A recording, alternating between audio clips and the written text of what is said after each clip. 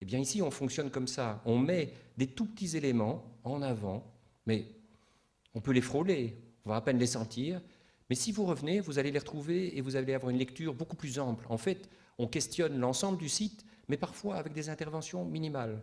On a notamment passé beaucoup de temps à ne rien faire dans des espaces pour conserver les parties anciennes. Alors, c'est pas là-dessus que je dois pousser. Et donc, on utilise des chancres comme ceci, des endroits en pure mitoyenneté, vraiment contre les voisins, pour développer cette pensée, cette idée. Ici, je vais un petit pas plus loin. Voilà, je vais à cette image-là. Sur cette image, on voit un petit croquis, maladroit bien sûr, mais voilà, où on voit le monument de Gorge. Enfin, on ne le voit pas, mais je vous le dis. C'est la statue de Gorge qui est au milieu.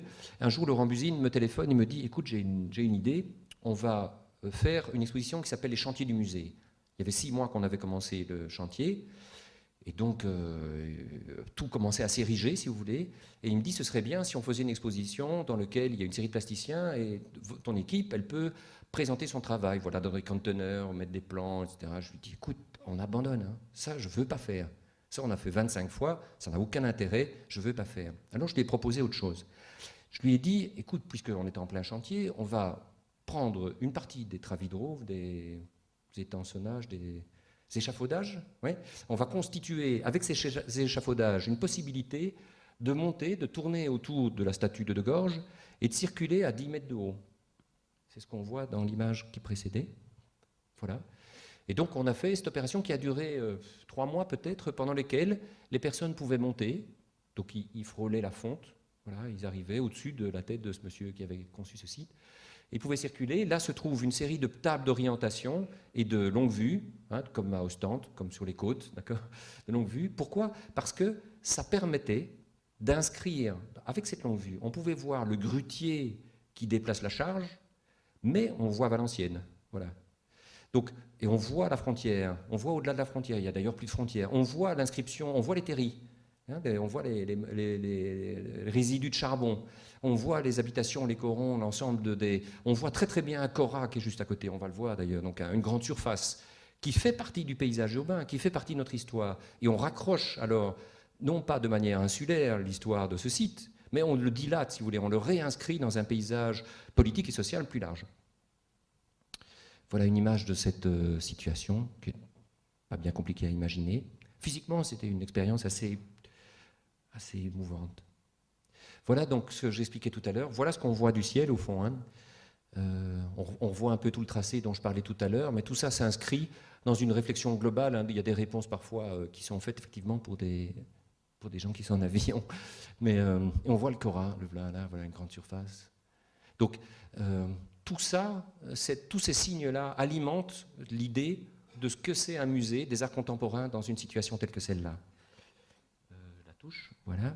Voilà le petit centre à l'entrée, le petit centre qui permet d'expliquer la situation du site, etc. Je vais passer sur ça, mais sachez qu'acoustiquement, elle est formée de deux segments de cercle dont les foyers sont en dehors de la forme pour éviter la réverbération. Parce que ce qu'on veut faire, c'est un espace ultra absorbant, puisque la réverbération est dans la bande sonore, dans les bandes latérales du film, si vous voulez, pour parler dans ce musée du cinéma. Voilà une image latérale de ce petit lieu. La baie qui est là permet de voir directement la cheminée. Vous allez comprendre aussi que dans les salles, toutes les salles sont aveugles, et les déambulations permettent de revoir chaque fois le site. Voilà l'accès principal à travers la cour. Voilà des jointures, si vous voulez. Je parlais de... C'était un peu sombre, tiens. Enfin bon, je vous explique alors. Donc voilà le pignon ancien, voilà ce qu'on a traité par ailleurs. Et ici, ce qu'on ne voit pas bien, c'est une espèce d'emprunt au chemin de fer. Donc vous avez un raccord souple pour des raisons de, comment dirais-je, de séparation claire des énergies électriques qui nous était demandé, une espèce de petit préau. Je ne vais pas m'étendre là-dessus, il n'est pas très visible. Voilà tous ces points de jonction avec les parties anciennes. On est dans le hall d'entrée. Sur la droite, vous voyez une petite salle de classe, voilà, qui prépare les élèves à aller visiter le musée. Donc je vais vous dire 2 mots sur l'aspect pédagogique. Je vais vous les dire maintenant, tiens. Donc sur les aspects, j'ai dit pédagogique tout à l'heure. Donc vous avez entendu les conditions sociales dans lesquelles ce projet s'est placé. Eh bien, 2 éléments qui sont très importants à dire, je pense, pour le mode de fonctionnement de ce musée et qui permet de mieux comprendre comment on a, quelles sont, comment dirais-je, les convictions qui nous ont animés et les croyances qui nous ont animés pour faire ce projet. Le projet était en cours qu'à un moment donné, l'équipe du Max, qui se constitue progressivement, m'appelle et dit voilà, on a une idée, on aimerait bien t'en parler, voilà, on se met à réfléchir sur des cours pour les gardiens. Pourquoi? Parce que l'idée, c'est que tous les gardiens soient des chômeurs remis au travail. Donc les conditions sociales sont tellement épouvantables qu'on va générer de l'emploi. Aucun n'a dans son CV le fait d'être gardien. Personne ne sait peut-être ce que ça veut vraiment dire, ce métier. Enfin, moi, je l'ai appris en donnant des cours, donc je ne sais pas bien ce que ça veut dire. Et donc, ce qu'on va faire, on va mettre en place une série de modules. 60 personnes vont s'inscrire, ils sont 40 après 15 jours, tellement c'est dur. Donc, c'est une formation très dure de 2 ans. Au bout du compte, les gardiens sont formés, ce sont tous des chômeurs remis au travail, ils sont tous extrêmement passionnés parce que ce sont les conditions mêmes de leur existence dans ce paysage social-là qui fait qu'ils sont là. Et donc, ils vont recevoir des cours de gestion, des cours de communication, des cours d'histoire de l'art, enfin, extrêmement poussés, des cours d'architecture que je vais donner, etc. Et aujourd'hui, plusieurs musées européens achètent ces modules. Parce que les conditions très difficiles dans lesquelles ce musée se met nous a imposé d'être créatifs jusque dans la matière sociale, si vous voulez. Une autre chose, c'est qu'il y a également organisé, depuis l'ouverture du musée, des goûters de l'art. Les goûters de l'art, c'est partir avec un tableau, je vais être vulgaire un peu, enfin un tableau sous le bras, aller chez les voisins, chez un voisin, on téléphone un mois à l'avance, hein, avec la tarte et le café, et on va pour expliquer et que toutes les questions puissent être posées. Combien ça coûte? Est-ce que ça vaut vraiment ça? Vous vous rendez compte? Enfin, vous n'importe quoi, ou que c'est beau, enfin. Donc toute cette matière-là, elle est sensibilisée progressivement. Et je dis bien, c'est vraiment le fruit dans cette histoire de cet implanté pendu de bois à cet endroit. Alors, j'avance un peu. Ici, on est dans une première salle qui est en fait dans la maison des ingénieurs. Vous avez vu sur la droite de la première image tout à l'heure historique, un bâtiment qui est dans un état lamentable. Une partie s'effondre alors qu'on est occupé de concevoir. On est en sonne et on veut garder, vous allez entendre que le corps va de nouveau intervenir, on va bien le voir dans des images après, la morphologie, donc non seulement l'écriture, mais également les déformations liées au temps. Donc on va blinder, on va maintenir, on va créer une structure gigogne que vous voyez derrière moi, qui sont les salles, mais quand on déambule dans les couloirs, vous allez le voir, vous avez des parois qui se déportent au-delà du centre de gravité. Et vous le sentez, physiquement, vous le sentez.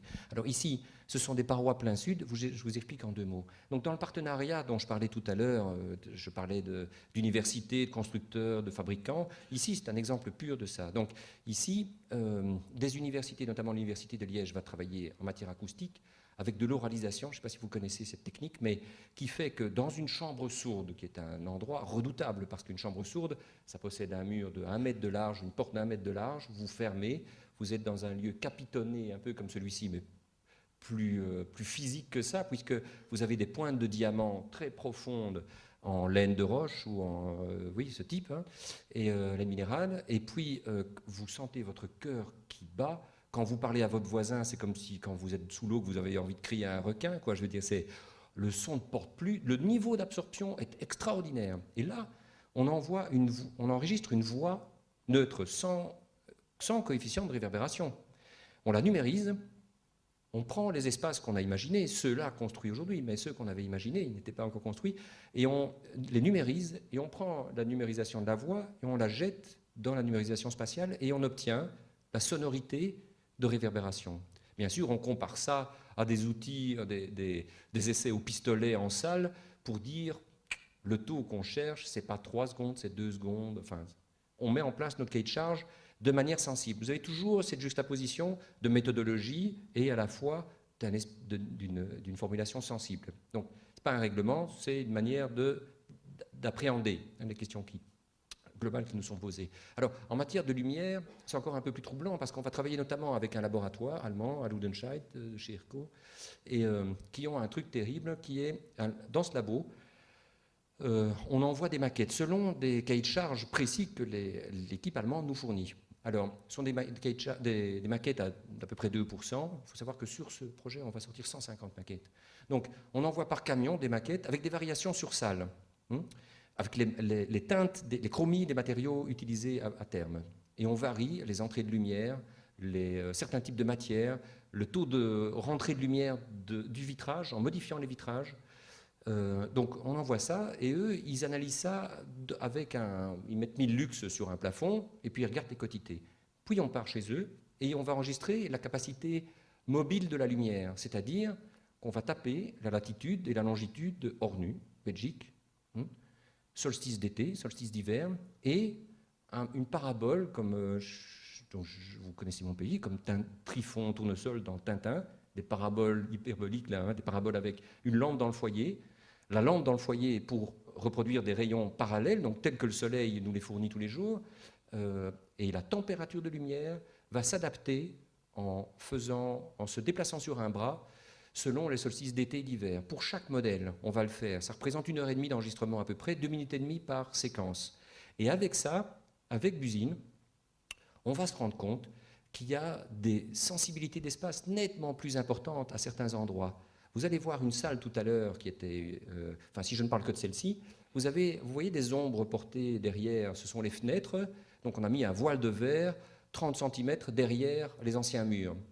Ça nous a aidé énormément de le mettre à cette distance parce que le mur ancien a, pour partie, atténué fortement le dessin, si vous voulez, du fenestrage. Donc, on n'a plus qu'une ombre à l'envers, je ne sais pas comment on va le dire, moi, de ça. Mais, donc, on a encore la trace ancienne, mais elle est très peu sensible. On va mettre en place un cahier des charges pour le vitrage, avec 14 paramètres, je pense, assez rudes. Et donc, on va créer, avec les industriels, on va créer un vitrage tout à fait spécifique pour des ensoleillements plein sud liés à la configuration du max. Voilà. Donc ça, c'est un rapport qu'on a avec l'industrie. Dans une écriture, vous disiez minimaliste, de grande simplicité, d'économie, de telle manière à ce que la position des œuvres, par exemple ici, voilà ce mur et voilà le mur latéral, lui il penche, et vous voyez ce mur est également une simèse vis-à-vis de l'extérieur. Ici, une simple plaque de verre dépolie devant un vitrage transparent pour regarder toute cette poésie lumineuse. Voilà une salle dont la morphologie est assez particulière. Donc en fait c'est un pont. Vous avez imaginé qu'au pli vous avez une symétrie, vous avez un point d'appui en bout de salle, donc des deux côtés de la salle. Ce pont fait 60 mètres de long, il est sur des appuis à rouleaux. On a fait refondre chez Fraissinet 4 appuis à rouleaux, parce qu'on n'en fait plus, avec des indicateurs d'augmentation de longueur, là, selon les dilatations. Et ces appuis sont visibles à travers des dalles de verre. Et donc cette salle est en fait éclairée. La première était plein sud, celle-ci c'est est-ouest, et comme au cinéma, on éclaire la scène via des parois. Voilà ce pont de l'extérieur. Donc on s'est dit, à un moment donné, puisque le traitement de matière était essentiel, qu'on souhaitait ne pas travailler en chromie et pour les œuvres et pour la puissance des matières du site elle-même. Et donc on a chargé les murs d'ombre et on a mis la lumière à l'intérieur. Quelques détails. Voilà cette salle qui prend... J'avais été fasciné en voyant l'atelier de Cézanne à Aix, par la qualité de la lumière du Nord. Donc ici, c'est purement de la lumière du Nord, voilà, qui rentre dans cette salle et pour lequel les modèles et les essais dont je vous ai parlé tout à l'heure ont été extrêmement déterminants, puisque c'est la salle sur laquelle nous avions les craintes majeures. Il faut savoir aussi qu'à un moment donné, les poutres, par exemple, allaient jusqu'au bout, et nous ne voulions pas, et je pense que c'est sensible pour le discours que j'essaie d'avoir auprès de vous, nous ne voulions pas avoir d'effet d'ombre portée, mais on voulait avoir des tableaux lumineux, que chaque mur soit un tableau lumineux. C'est très difficile à mettre en œuvre, on est vite dans l'ombre portée, donc on ne souhaitait pas cette partie-là. Voilà une image extérieure où on voit ce pont qui passe au-dessus de la ruine de l'ancien mur, du deuxième mur de cette aile courbée. C'est des croquis. Ceux-ci sont des croquis de table. Je vais vous montrer la table. Je vais vous expliquer. Donc, à un moment donné, dans l'idée créative du musée, enfin, l'idée créative, qu'est-ce que ça veut dire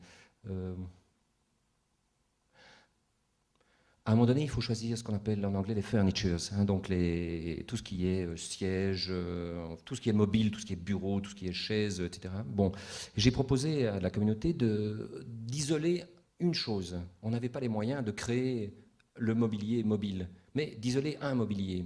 J'ai proposé la table, c'est la chose la plus, j'avoue, tout de suite, c'est la plus facile à faire. Donc on a imaginé de prendre la table, et que cette table, que le concept de la table puisse représenter dans le domaine des furnitures, représenter la conception de ce musée.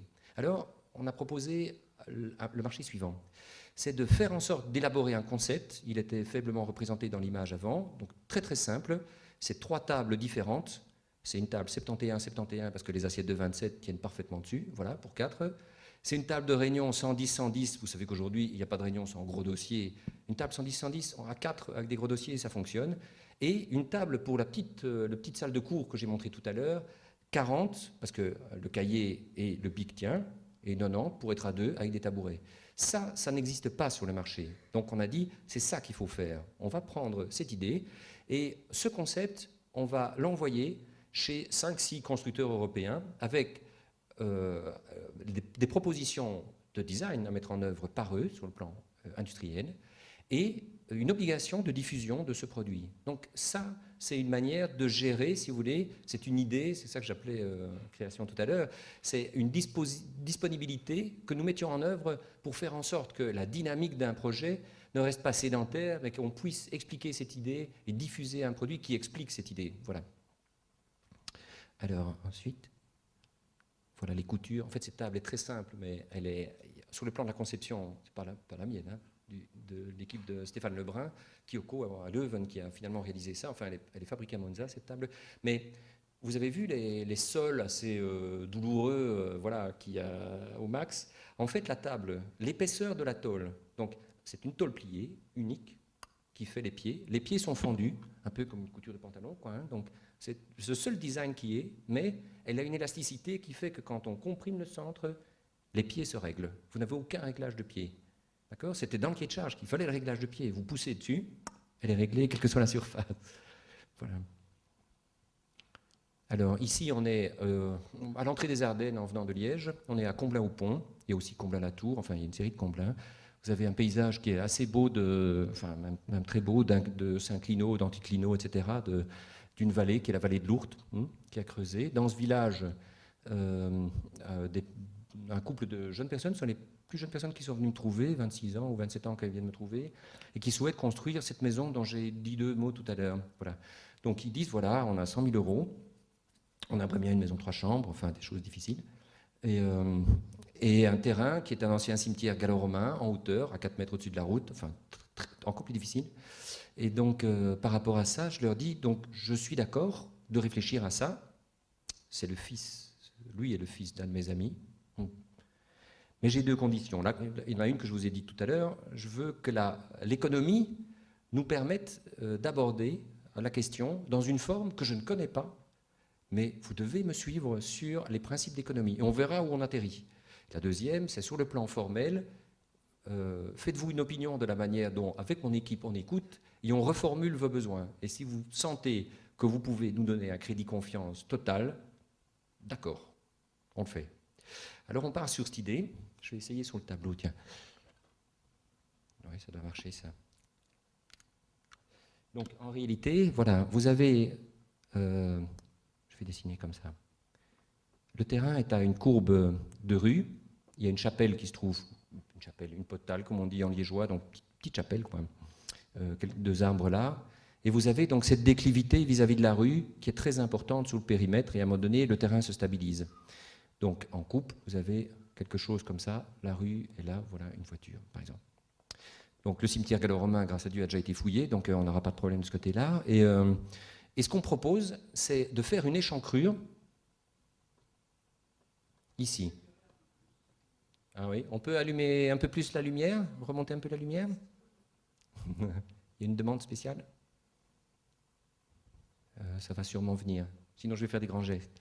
Alors, Donc une échancrure, on va utiliser ce que les fermiers utilisent, ça s'appelle du stepoc, enfin c'est le nom du produit, c'est du bloc dans lequel vous mettez quelques barres à béton et vous coulez du béton dedans. C'est ce qu'il y a de moins cher pour faire des parois. Donc avec ça, on fait une échancrure dans le terrain. Voilà, je vais vider ce terrain, je vais être beau après. Voilà.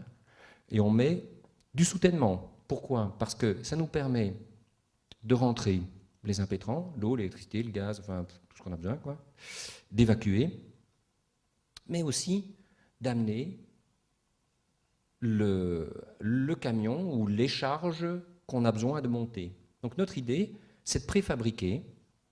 Alors là, je suis d'accord, c'est minimal, un cube. Voilà. Pourquoi un cube? Parce que le cube, c'est un truc mathématique de base. Donc, vous savez que si vous avez 4 carrés comme ça, vous avez 4 carrés comme ça, la surface qui est là est la même, mais là, vous avez 1 plus 4 fois 2, 5 petites unités de carré, et là, vous avez 2 fois 4, pardon, 10 ici, vous en avez 8. Avec 20% de moins, vous avez la même surface. Donc, on va faire un cube, parce qu'on va économiser de la matière. Alors, dans les exigences que j'avais, je dis, comme le père de ce monsieur est un industriel et travaille avec l'acier, je veux mettre en œuvre l'activité, l'économie familiale. Avec ça, on va pouvoir avancer.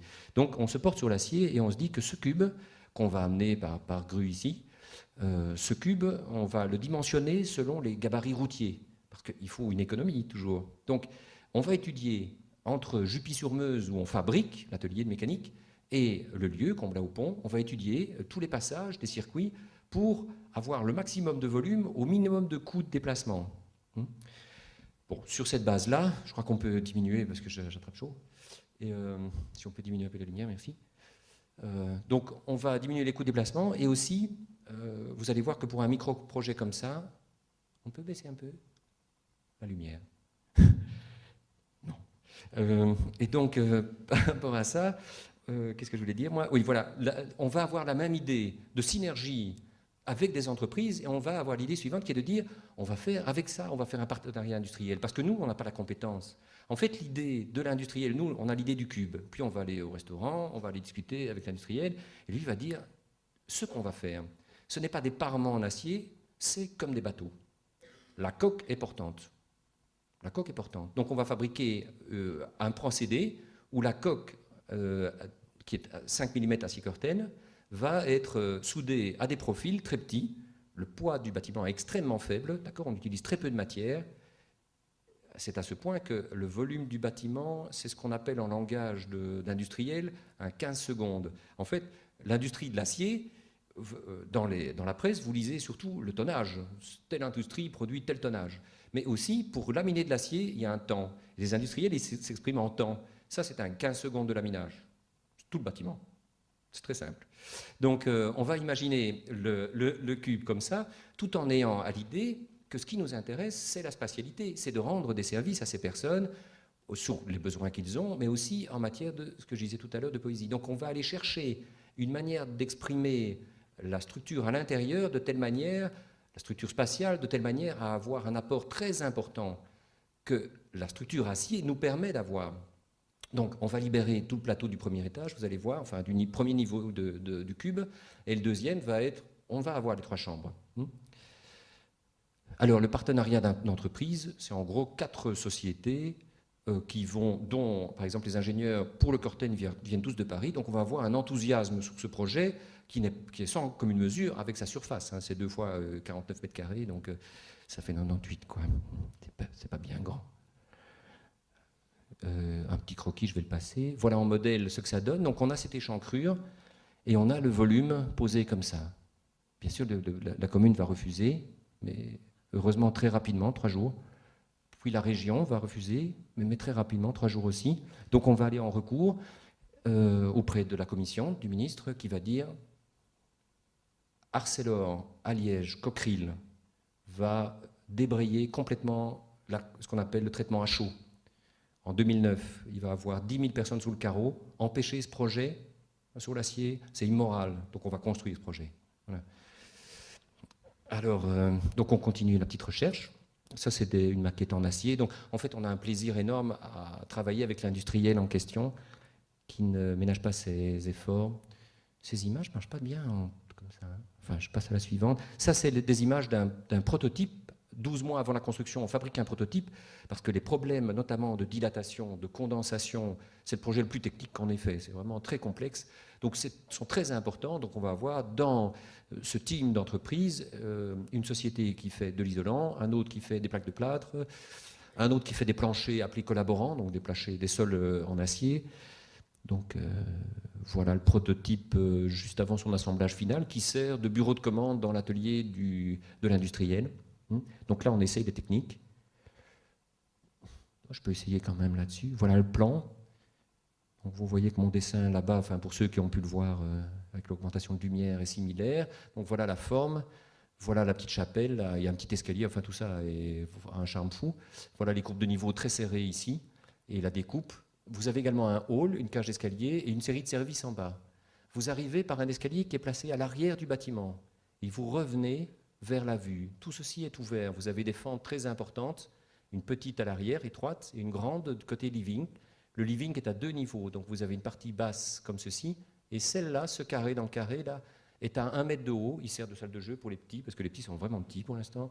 Donc les petits peuvent aller là en dessous, et vous avez un escalier qui permet d'arriver à l'étage et de distribuer un classique 3 chambres. Voilà le pli de toiture, puisque l'acier Corten ne peut pas accepter des pentes inférieures à 10%, avec une espèce de cornet de frites, comme on dit, là derrière, pour évacuer les eaux. Alors, j'avance.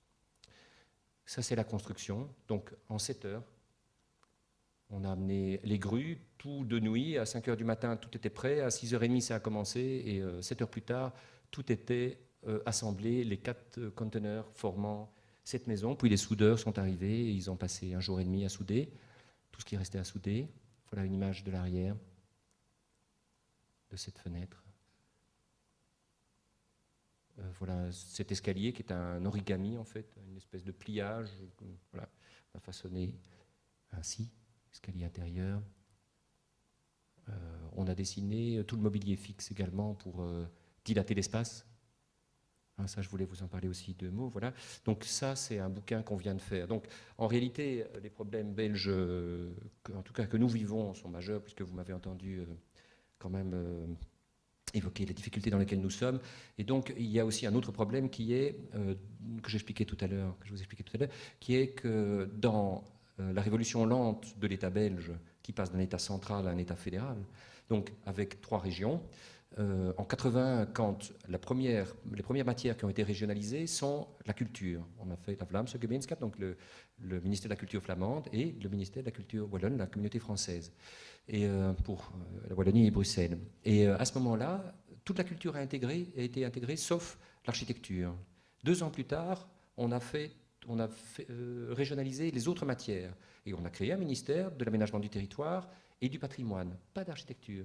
Donc il n'y a pas une personne dans l'administration francophone en Belgique qui travaille sur la conception architecturale. Donc il n'y a pas de diffusion, il n'y a pas d'édition, et donc on est isolé de manière tout à fait extraordinaire. Donc par rapport à ça, on a décidé, suite à cette situation aussi qui était très importante, parce que si je dois rajouter une petite couche, après les 7 heures là, de montage de cette maison, le lendemain à la radio, en écoutant la radio locale, on entend qu'il y a un recours, que les journalistes disent, il y a un recours au Conseil d'État pour supprimer cette maison. Ce jour-là, en atelier, on dit, d'accord, on crée une maison d'édition et on va diffuser nos projets, on va créer des objets qui expliquent notre démarche. Le premier, on l'a mis sur les comptoirs ici à la sortie, mais le premier, c'est un livre qui est un cube, donc le principe est simple, 5 cm d'arête, 280 pages, donc comme ça on arrive à 5 cm. Avec le ferronnier, on a fabriqué un petit capot, on a trouvé un système de, comment dirais-je, parce que les reliures classiques, elles ne tiennent pas sur ça, donc on a trouvé un système de pivot, hein, c'est ce que vous avez derrière vous. Et voilà, avec ça c'est également, c'est non seulement expliciter notre travail, mais c'est exprimer, expliquer, c'est pas une explication, c'est rendre compte de l'amitié énorme dont ce projet a fait écho, si vous voulez, puisqu'on a reçu 1200 images. On est aujourd'hui 1200 photos. On est aujourd'hui à l'ère du numérique, donc on a été abreuvé d'images de la construction, dans les ateliers, tous les gens qui passent, ils envoyaient, et on a reçu 1200 images. On a dit avec ça, qu'on voit ça sur le PC, on va faire quelque chose, et on ne va pas demander à un éditeur de le faire, on va le mettre en œuvre nous-mêmes, avec nos moyens propres, et on va rejoindre la légion des petits éditeurs belges qui sont fondamentaux pour la culture belge. Voilà. Ensuite, je pense qu'on va quitter Comblain-au-Pont. On se retrouve à Mons.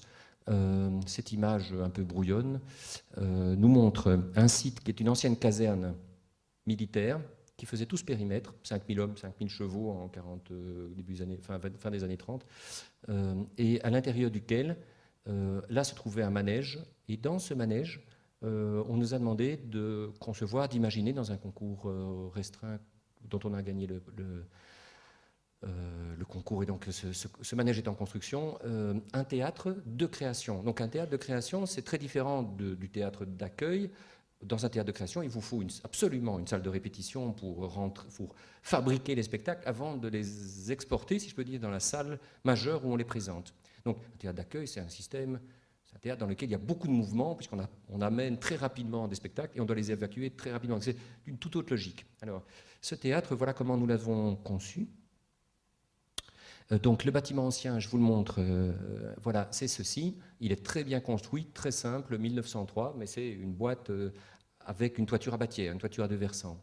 Alors, on va imaginer, vous avez une série de charpentes qui sont assez belles, en acier, quoi, en fonte même, et on va imaginer de fonctionner avec un volume transversal qui comprend toutes les contraintes. En fait, on va évacuer les contraintes théâtrales, pour ceux qui connaissent bien l'activité remarquable du théâtre de Maubeuge, par exemple, eh bien, à Maubeuge, ils se sont inscrits à l'intérieur du volume avec toutes les contraintes que cela génère, c'est-à-dire le spectacle ou l'aventure remarquable constructive du manège ploie ou disparaît, si vous voulez, derrière ou sous tout ce qui est le spectacle technique que requiert la mise en œuvre de théâtre. Donc tout ce qui est passerelle, tout ce qui est... il y a un monde là-dedans qui est extrêmement important. Donc nous, on va l'ôter et on va travailler transversalement en prélevant simplement 4 fermes. On va créer une scène ici, très, très importante, et une salle de 800 places, avec des gradins. Ceux-là sont rétractables.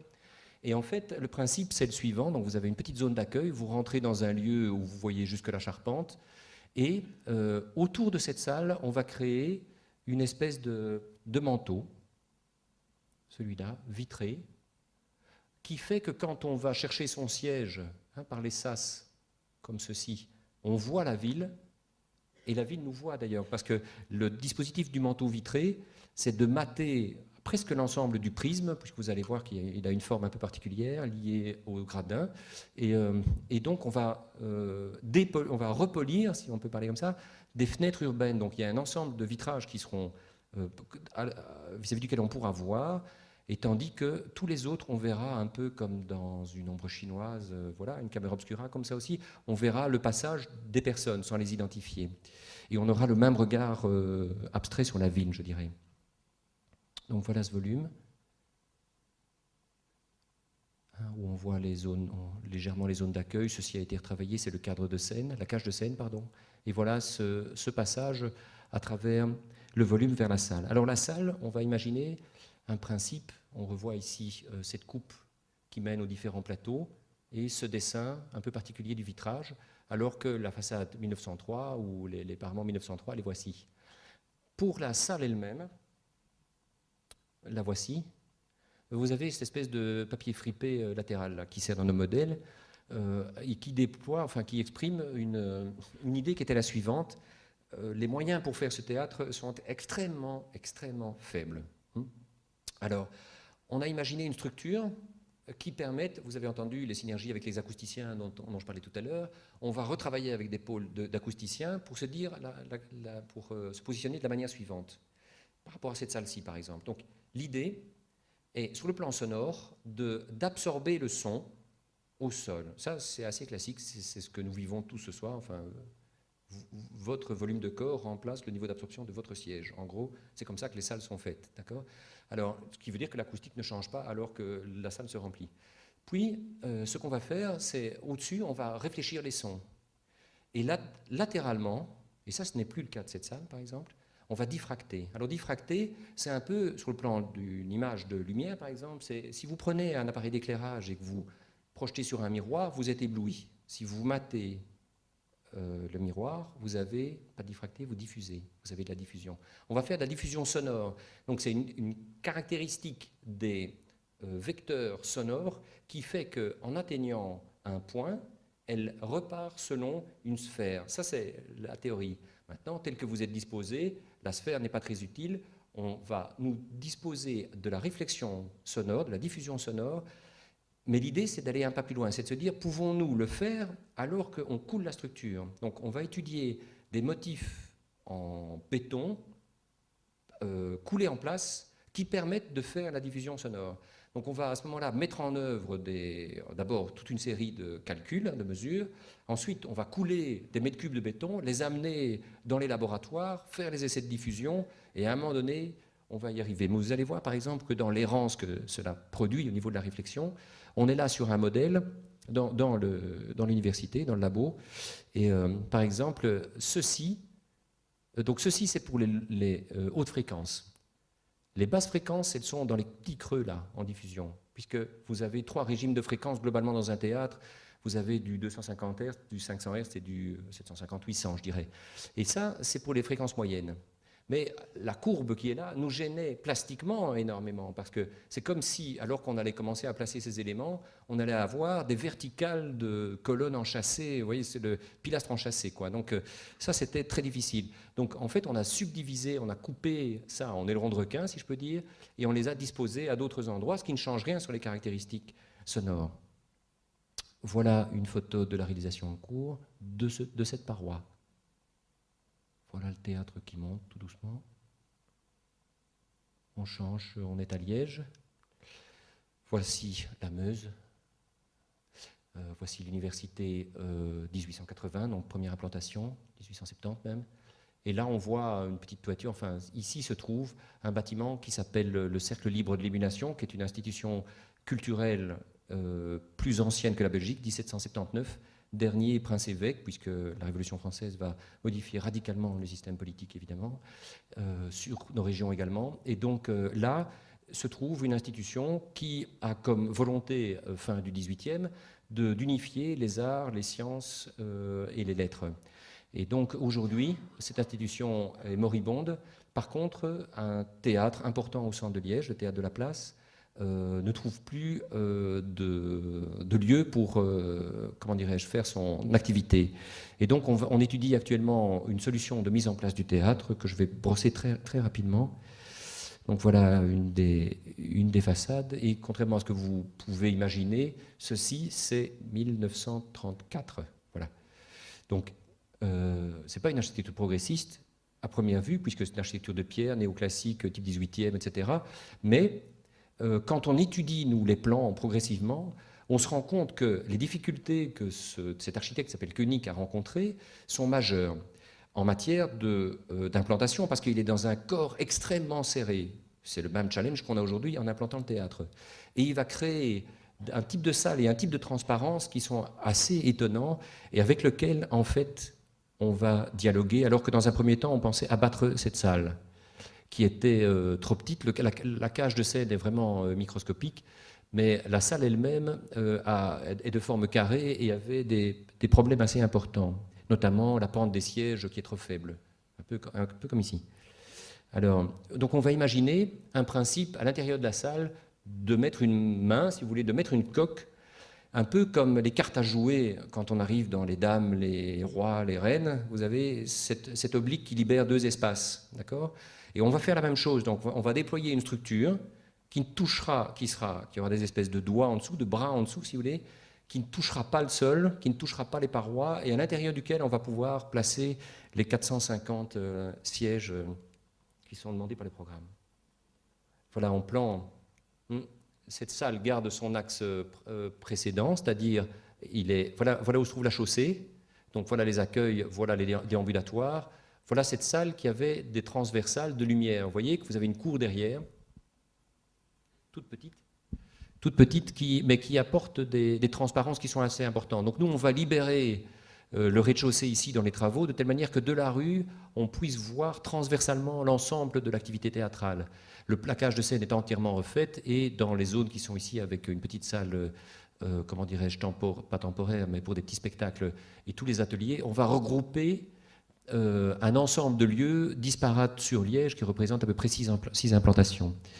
Donc voilà en maquette ce que ça donne. J'ai des sauts de lumière terribles ici. Et en maquette, ce que ça donne. Donc vous voyez l'ensemble du tissu qui remonte pour certains bâtiments au XVIe. Et l'implantation qu'on a imaginée, on voit une série de volumes imbriqués, ça c'est bien sûr la cage de Seine, les ateliers sont ici, les rentrées de camions sont là, et voilà la petite salle qui émerge de la même manière que le perron ancien. Ici, on est toujours à Liège, on est à 3 minutes à pied de ce qu'on vient de voir, voilà l'opéra. Ici, il y a une église qui est une réplique de la chapelle palatine, on n'est pas loin d'Aix-la-Chapelle. On a une piscine 1934 suspendue, alors là, tout à fait extraordinaire, avec un réseau de bus par en dessous. Et il y a une petite parcelle ici qui est un chancre sur lequel on nous demande de dessiner un cinéma d'art et essai. On voit que dans cette idée-ci, voilà cette chapelle, hein, voilà cette église, on voit que dans ce schéma où voilà l'implantation, une série de services vont être disposés latéralement, alors que l'intérieur du volume va être un prolongement de l'espace public, en fait. Dans cet endroit, on va imaginer en plafond de suspendre les 4 salles qui nous sont demandées. Vous voyez une petite évolution, d'ailleurs le chiffre des salles des 200 places, une 300, une 100, va varier, hein, c'est toujours le même point de vue, mais on les dispose autrement. Et finalement, on en superpose 2 ici, de telle manière à ce que au rez-de-chaussée, voilà le rez-de-chaussée, le scolaire qui fonctionne beaucoup sur ce type de lieu, et un accès direct. Tout ceci, c'est l'accueil, cafétéria et tous les services latéraux, ce que j'expliquais tout à l'heure. Premier étage avec les 3 salles, les vues sur la ville ou les vues sur l'intérieur. Le volume, la coupe parallèle à la rue, on va rentrer dedans un tout petit peu, avec des entrées de lumière sur les cœurs d'îlots qui sont assez délicats. La structure en forme de 2 mains appuyé, donc avec une rotule au centre. Donc voilà le volume. Voilà une partie étirée où on sort notamment un plafond acoustique assez particulier en chanvre au-dessus de la zone de, de cafétéria. Voilà une vue de la rue. Sur mon PC, ça donne mieux. Bon. On change de ville. On est à Amiens, où ces boulevards très larges qui, un peu comme beaucoup de villes de garnison et de villes fortifiées, ont fait l'objet de travaux extrêmement importants à la fin du 19e, qui sont de retirer l'ensemble des remparts et de créer de manière assez fondatrice des boulevards, mais qui sont faiblement fréquentés et qui servent surtout de zone de parkage. Et la ville d'Amiens a dans son... pas la ville, la région, pardon, en connexion avec la ville, souhaite mettre en œuvre un projet de développement du FRAC. Donc vous connaissez beaucoup mieux que moi ces questions de FRAC, mais donc globalement les FRAC sont un héritage d'une vingtaine d'années, qui sont des fonds d'acquisition, donc qui ne sont pas des musées, et vous avez une matière assez intéressante aujourd'hui, 20 ans après, 20 ans d'acquisition après, où les fonds sont remarquables, mais la visibilité de ces fonds est faible. Et donc ici, l'idée est de créer un FRAC qui est une démonstration de la partie extrêmement active des flux entre les œuvres et l'extérieur. Le FRAC d'Amiens, notamment, a une politique tout à fait intéressante vis-à-vis du territoire, puisqu'il s'adjoint en collaboration énormément de lycées régionaux, à l'intérieur duquel des institutions, des sous-institutions, si vous voulez, se créent, enfin des ponts se créent avec les institutions scolaires, de telle manière à monter des opérations d'exposition temporaire au sein de ces lycées et de participer d'un travail pédagogique. Donc ça, c'est une des voies qu'ils font. Maintenant, c'est un FRAC qui se porte, vous savez que les FRAC sont très pointus, donc qui se porte sur particulièrement le dessin, l'estampe, etc. Et donc, par rapport à cet enjeu, ils ont des ateliers de fabrication de papier, d'accueil d'artistes, de telle manière à ce que des œuvres soient en gestation à cet endroit. Et enfin, ils proposent non pas un musée, mais une espèce de laboratoire d'exposition. Ce sont des salles, mais qui permettent de jongler, de faire en sorte de faire tourner les œuvres dans des considérations et des scénographies extrêmement libres. Et donc, sur ce lieu, voilà, je vais passer ce plan qui est similaire aux autres. Sur cette vue, on voit une série de modèles juxtaposés ici qui passent de formes les plus élémentaires et qui, globalement, progressivement, rejoignent cette forme-ci, hein, qui s'implante sur un terrain très long, qui, en fait, qui moule toutes les capacités du plan, du schéma directeur, si vous voulez, de la ville, qui propose une possibilité de monter en hauteur ici. Donc nous, dans le schéma général que vous allez voir développé, vous avez sur l'angle ici, progressivement, une tour qui va monter. Là, on est au rez-de-chaussée. Je vous passe tous les services parce qu'on n'a pas le temps de regarder ça. Mais considérez qu'au-dessus, vous avez, sous la lumière, vous avez l'ensemble des salles dont j'ai parlé. Voilà une coupe en long et le dessin que ça génère au niveau des façades, où on voit clairement les accueils et les possibilités de rejoindre soit l'étage, soit les différents services, disons, sous accueil, je dirais, hein, donc accompagnés au niveau des activités spécifiques du FRAC. Revoilà un modèle qui montre cette disposition et également tous les flux de véhicules et les apports sur ce flanc-ci. Les modèles en gestation sur la partie haute. Voilà une salle notamment, c'est la même, hein, 3 vues de la même salle, où vous avez un plafond qui permet d'être entièrement occulté ou entièrement dressé, enfin qui permet de pivoter et d'amener des lumières extrêmement différenciées pour le même espace selon la nature des exposants et de leur volonté de mettre en œuvre certaines choses dans cet espace. Ici, on va circuler de la rue, entrer en quelques images à l'intérieur. Voilà, on se dirige vers le centre. On va d'ailleurs rejoindre ces 2 personnes tout le long du parcours. On arrive vers la bibliothèque qui est vers la ville. Là, on a une vue de la bibliothèque. On va rejoindre l'escalier. On voit nos 2 personnages qui montent cet escalier vers la rue. Rejoindre les différentes salles. Je vais passer assez rapidement sur ces points. On rentre dans la salle avec ce plafond pivotant. On ressort, on passe sur l'espèce de passerelle dans le hall d'entrée pour rejoindre la tour. On va monter dans la tour. Voilà. On peut voir alors sur la gauche le début des dessins des éléments qui permettent à la lumière de pénétrer dans les salles. Voilà, on est au sommet de la tour quasi. Un dernier projet qui est en construction pour l'instant, donc je ne vous montrerai pas l'achèvement, mais tout à l'heure, dans le commentaire de début de conférence, j'étais assez d'accord avec un point qui est le fait qu'il n'y a pas de grands et de petits projets. Pour moi, avec l'espace de projection que j'appelais tout à l'heure, hein, les espaces de frottement, d'échange de société, en fait, chaque question est extrêmement porteuse. Donc, on les considère à chaque fois de manière importante. Ici, derrière moi, vous avez une maison de campagne, enfin à la campagne, qui est construite il y a un siècle et demi. Et je parle de celle-ci.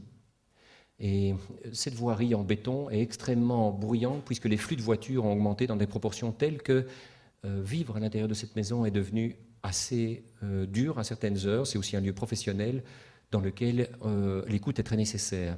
Et donc, on a fait venir un acousticien qui a dit qu'il faut démonter ces châssis, les remplacer, faire un sas, etc. Et j'ai proposé une autre manière de procéder qui était de mettre un écran, de rien toucher, et de mettre un écran devant. Voilà, une espèce de voix anti-bruit, d'éléments anti-bruit. Voilà cette image où on voit les sons se réverbérer et la perte de dB, de décibels, était 2 fois supérieure et en coût nettement inférieur à ce qu'aurait été le remplacement des whizzeries, si vous voulez. On est aussi à tout près d'un aéroport, donc je pense que tout le monde dans les villes est aujourd'hui sensible aux aéroports. Et donc les questions acoustiques et la créativité acoustique, c'est un domaine qui est assez intéressant. Sur ce crowbar, là, qui est pris dans un de mes bouquins, j'imagine alors un dispositif avec des éléments, des feuilles d'aluminium, d'accord, dans lequel vous avez une série de percements. Au niveau des percements, on pense photographier des éléments dans le paysage, les numériser et les faire apparaître. Et en fait, pendant tout un temps, on va imaginer prendre le motif de la route qui génère le problème, hein, donc les petites pierrailles dans calcaire qui sont dans les bétons. Et finalement, on va prendre plutôt, si je vais 2 pas en arrière, vous avez cet arbre qui sert c'est un tilleul, qui est plus que centenaire, et qui sert de repérage pour les avions. On va aller progressivement prendre son écorce. Là, on voit des dessins au charbon de bois sur papier pour cette écorce. On va numériser l'écorce et on va le traduire dans ce projet. Je crois que c'était le dernier. Tant pis, j'en ai encore un. C'est le tout dernier. On revient à Bruxelles. Voilà un paysage urbain, Schaerbeek, la commune la plus malmenée de Bruxelles, c'est-à-dire dans laquelle les problèmes sociaux sont majeurs. Donc il y a une voiture qui flambe par semaine à cet endroit. Il y a de la prostitution, c'est à côté de la gare du Nord. Prostitution infantile, split familiaux, absentéisme scolaire, bandes. Pourquoi? Parce qu'une spéculation s'est arrêtée un jour par un groupe de pression qui était l'ARO, qu'on connaît par Maurice Culot ici, notamment dans cette institution, l'ARO et Interenvironnement, et donc ils ont bloqué ce qu'on a appelé la spéculation de Pau, donc du groupe financier qui avançait avec des tours de 30 étages minimum. Et en bloquant ça, les propriétés n'ont pas été vendues. Donc elles ont toutes périclité, tout l'habitat, tout a commencé à se détruire, a servi d'abri, de squat pour toutes les formes de délinquance. Mais également, certains locataires étaient maintenus dans des conditions absolument effroyables. Et donc la déliquescence du quartier, à la fois construit, mais surtout social, a été à ce point important que la commune de Schaerbeek a décidé de réimaginer une conception qui permettrait d'associer des pôles d'éducateurs, d'assistants sociaux, de suivi familiaux, etc., assez classiques, mais un pôle d'éducateurs de rue. Alors un éducateur de rue, c'est comme un représentant de commerce, c'est 80% dans la rue, 20% dans l'institution.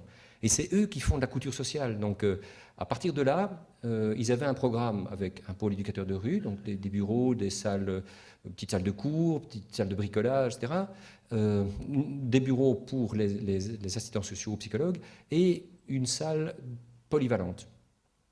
Pour les architectes, il n'y a rien de pire. Une salle polyvalente, c'est un endroit dans lequel on ne sait rien bien faire, parce qu'on doit pouvoir tout faire. Donc on ne sait pas bien faire de l'expression orale, ou on ne sait pas bien faire de la musique. C'est vraiment un endroit redoutable parce qu'il n'est pas spécifié. Donc on va essayer de travailler sur cette notion. Il y a aussi une petite cafétéria, et bien sûr, vous le comprendrez, une conciergerie. Alors, sur cette image, une de mes petites obsessions, un de mes petits jeux. Donc moi je photographie les tables depuis 10-12 ans peut-être, d'en haut, à l'appareil jetable, voilà, après un repas. Pourquoi? Parce que la configuration de l'échange, elle s'imprime dans la position des objets à la fin du repas. Quand on juxtapose, c'est une histoire émouvante, mais c'est aussi une manière une trace, enfin je ne vais pas en parler 25 ans, donc ça m'amuse énormément et ça a du sens pour moi. Mais cette idée de la table m'intéressait sur ce site, vous allez comprendre pourquoi. Dans cette image, voilà, vous avez le site qui est un truc assez extraordinaire. Donc, ici, vous avez un tissu urbain assez bas. Là, vous avez une voie de chemin de fer. Là, vous avez une place. Là, vous avez un chancre qui devient actuellement un parc. Là, vous avez des hauteurs de tours de 100 mètres. Donc, vous avez une coupe comme ça, asymptotique, avec des très grandes hauteurs ici et très basses ici. On nous demande de concevoir ce bâtiment à la charnière entre le parc et la place. Ce que nous proposons, c'est de faire un objet, de faire une table, c'est-à-dire de soulever. C'est un projet d'infrastructure plus que d'architecture d'abord. Ça va devenir l'architecture, mais on va simplement prendre le sol et le soulever de 5 mètres. Faire une table en dessous duquel on peut abriter une série de choses. On va également faire un objet incontournable. Incontournable, c'est-à-dire on va d'un alignement à l'autre.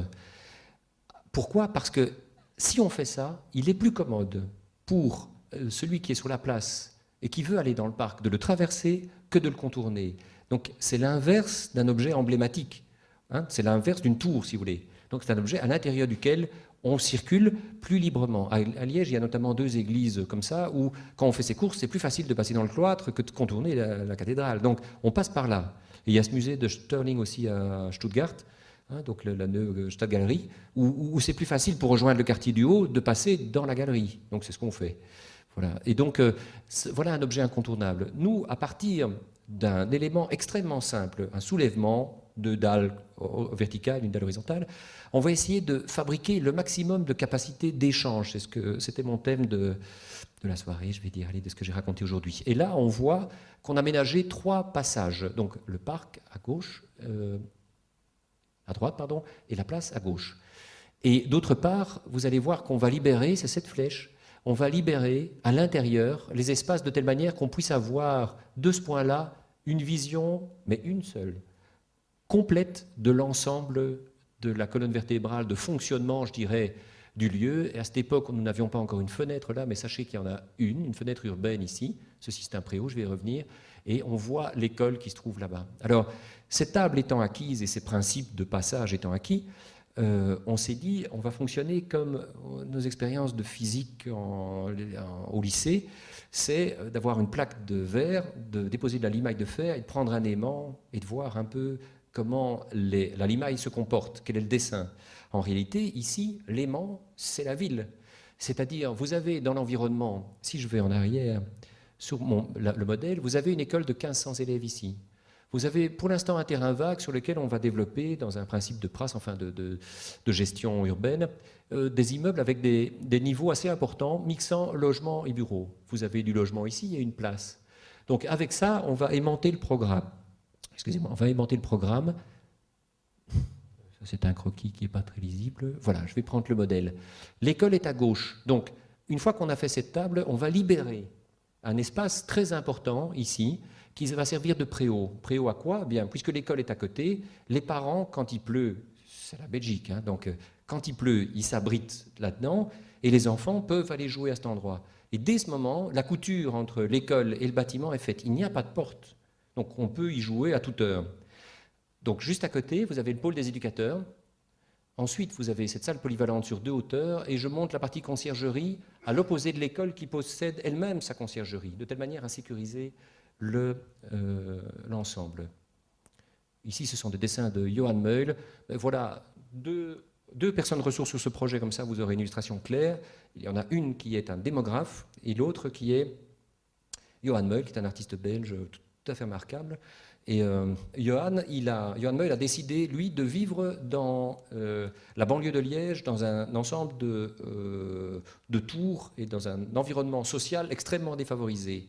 Parce que pour lui, c'est une matière avec laquelle ça lui intéresse de travailler. Il a 2 enfants, et donc il est dans cet environnement-là. Je savais qu'il travaillait sur cette matière, je vois son nom inscrit quelque part, je me renseigne, je l'appelle, et je dis, Monsieur Meul, voulez-vous venir une paire d'heures à l'atelier discuter d'un projet qui nous tient fort à cœur et qui est celui que je viens de vous décrire. Il vient et il dit, voilà, un peu troublé, mais 10 minutes, un peu plus. Puis après, on discute de ce projet et lui dit, j'ai différentes idées. D'abord, ce qui serait bien, c'est que le lieu soit nommé, il s'appelle Maison des Citoyens. Le jour où il s'appellera du nom que les voisins disent, ce sera très bien, parce qu'on va renforcer les facteurs d'identité. Deuxième chose, c'est qu'on pourrait travailler, dit-il, je vais essayer d'avancer dans l'image, peut-être que je vais pouvoir expliciter. Je vais prendre celle-ci. Vous avez une multitude de façades, toujours la même, qui donnent sur la place. Il propose, on en a d'ailleurs l'illustration technique ici, de travailler avec des publicités, Trilam, les trucs où, quand on fait comme ça, elles bougent là. Je ne sais pas si vous voyez. Enfin, non, je blague. Non, ces trucs qui bougent il y a une fréquence, 3 publicités, voilà. Nous, on propose, enfin, lui propose 2 publicités et une image publique. Mais ce qui est intéressant, c'est ce qu'il fait de la publicité. Parce que lui dit, toutes les villes disent, il faut progressivement évacuer ce monde publicitaire absolument nirvanesque qui nous entoure. Et donc, il faudrait faire quelque chose avec ça. Mais lui retourne la chaussette. Il dit, dans les cours de récré, les gamins, leur mode de langage, c'est notamment des emprunts publicitaires. C'est des emprunts, des vocabulaires, des vocables, etc., dans lesquels ils se reconnaissent. Donc, il prend la partie sociale, non pas le vecteur offensif de la publicité, et dit, dans un quartier comme ça, plus le bruit du truc qui tourne. Enfin, voilà. Ça, avec ça, on peut fabriquer, on peut travailler sur un bâtiment. Il propose une autre chose qu'on va voir, alors en tout petit pour ceux qui peuvent voir, mais ici, vous avez une fenêtre dont une grande partie est dépolie. Pourquoi?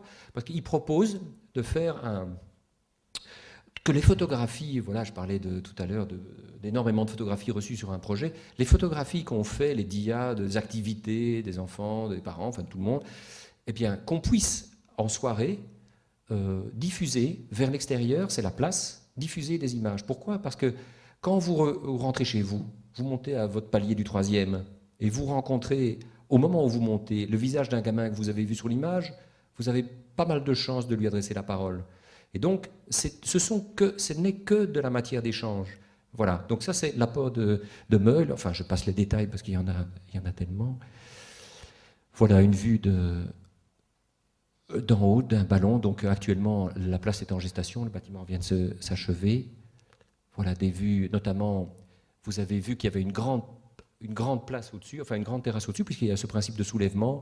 L'idée est que, alors que la place est finie, quand le marché a lieu là, il a lieu là au-dessus. Quand il y a, je sais pas moi, un marché de bouquins, il puisse avoir lieu au-dessus, parce que la cafétéria est placée comme une cafétéria de piscine au sommet et permet de voir les activités de la salle polyvalente. Voilà ces enfants sous cette passerelle. Voilà la terrasse supérieure. J'ai cherché dans les bouquins dehors là. Voilà que j'ai écrit il y a un certain temps, mais je voudrais vous communiquer ceci. L'architecture est la représentation intrinsèque de l'homme. Cependant, la plupart du temps, elle n'est porteuse que de son époque. Elle ne prend aucun risque, elle se vend, elle s'assure. L'architecture contemporaine est une architecture qui a peur, qui a la prétention d'inventer dans un domaine où l'essentiel des formes ont été produites anthropologiquement, logiquement. L'architecture traditionnelle se ment car la tradition se dérobe. L'existence ne peut révéler qu'elle-même, que la conviction ultime d'elle-même, et toute traduction plastique réductrice de ce principe réduit l'homme. Je vous remercie.